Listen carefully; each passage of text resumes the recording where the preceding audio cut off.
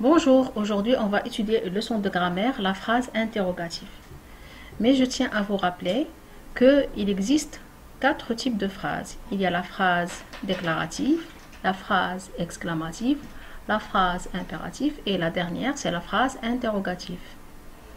Dans cette leçon, on va s'intéresser à cette phrase interrogative. Alors, voyons les exemples de près. Je lis. Est-ce que tu as vu le film? Ces élèves sont-ils heureux? Aiment-elles la mer? Quel est ton livre préféré? Qui frappe à la porte? Pourquoi tu pleures? Alors, on va poser la question suivante. Quel est le type de ces phrases? Alors, bien évidemment, toutes ces phrases sont interrogatives parce qu'ils posent des questions. Alors, prenons la première phrase. Est-ce que tu as vu le film? Alors là, c'est clair que c'est une phrase qui pose une question. Et la réponse, ça sera oui ou non. Soit je vais dire oui, j'ai vu le film, ou bien non, je n'ai pas vu le film. La deuxième phrase. Ces élèves sont-ils heureux? Alors la réponse à cette question, on va dire oui, ces élèves sont heureux, ou bien non, ces élèves ne sont pas heureux.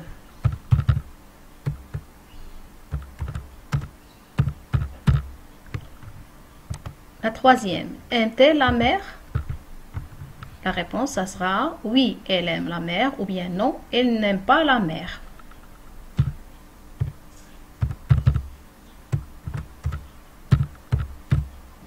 Alors, comme ces phrases-là, ces 3 phrases, on ne peut répondre que par oui ou non, alors on est devant ce qu'on appelle une phrase interrogative totale. Ça s'appelle totale. Lorsqu'on ne peut répondre que par oui ou non, alors c'est une phrase qui est interrogative totale. Passons lire la 4e phrase. Quel est ton livre préféré? Est-ce que ici je peux répondre par oui ou non? Eh bien non, je dois répondre par une réponse. Je peux dire par exemple mon livre préféré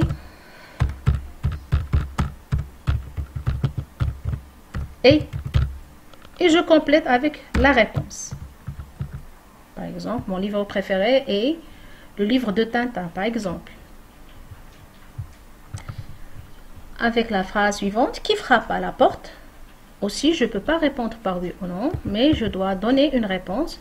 Je dois dire, par exemple, c'est la personne telle, c'est Lina, c'est le voisin, c'est mon ami qui frappe à la porte.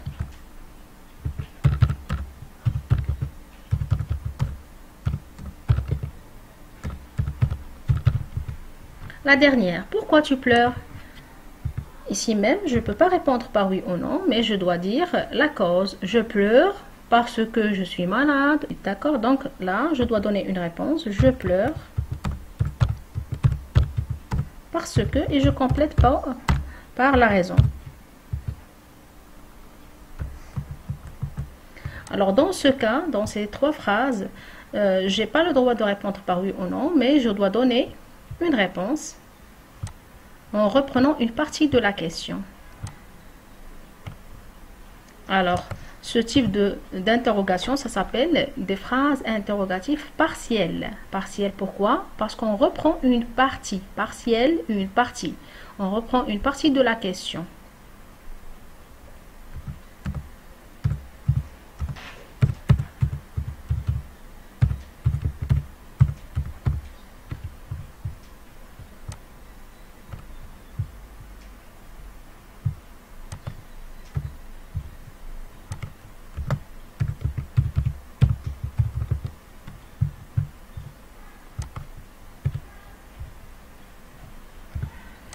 Alors,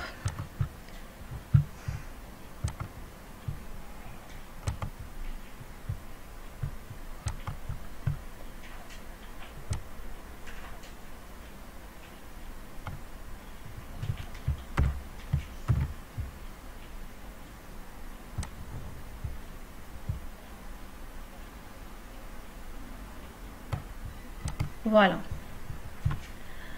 Alors, si je veux récapituler, je peux dire que la phrase interrogative, c'est une phrase qui nous aide à poser des questions. Et on a deux sortes de réponses possibles. Soit qu'on va répondre par oui ou non. Et dans ce cas, la phrase interrogative, ça s'appelle une phrase interrogative totale.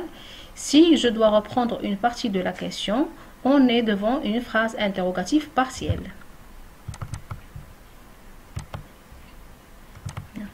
Alors revenons pour voir un petit détail sur la phrase interrogative totale. Alors la phrase interrogative totale peut se poser de trois façons. Si je prends par exemple la première phrase, est-ce que tu as vu le film? Alors, est-ce que uniquement on n'a que cette façon pour poser cette question?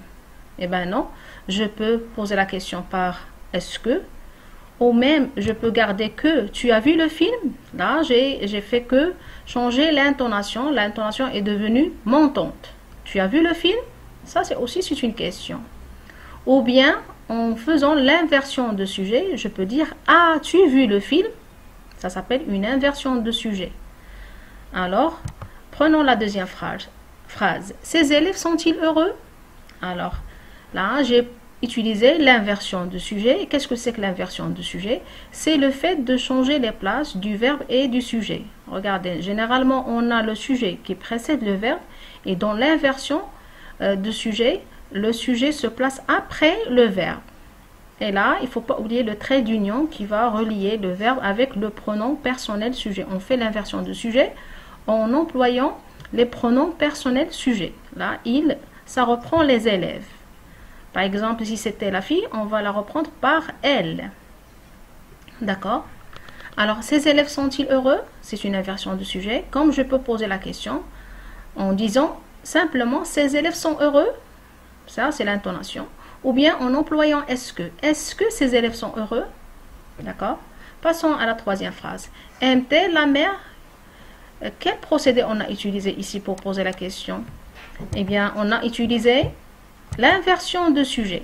Regardez là, le verbe est devant le pronom personnel sujet.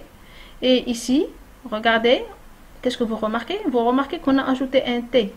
Ce T, on l'appelle un T euphonique, ce qui permet d'éviter que deux voyelles se suivent, pour éviter la lourdeur, d'accord? Parce que je ne peux pas dire aime-elle la mère.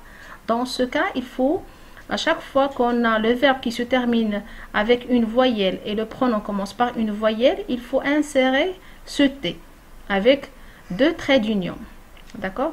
Aime-t-elle la mère? Ou bien est-ce qu'elle aime la mère? Ou bien elle aime la mère? Bien. Alors, je vais passer pour lire ce qu'il faut retenir. Alors, ce qu'il faut retenir. Alors, il y a deux types de phrases interrogatives. La phrase interrogative totale à laquelle on peut répondre par oui ou par non. On peut poser ce genre de questions de trois façons différentes. En employant est-ce que tu es content? En faisant l'intonation montante, tu es content?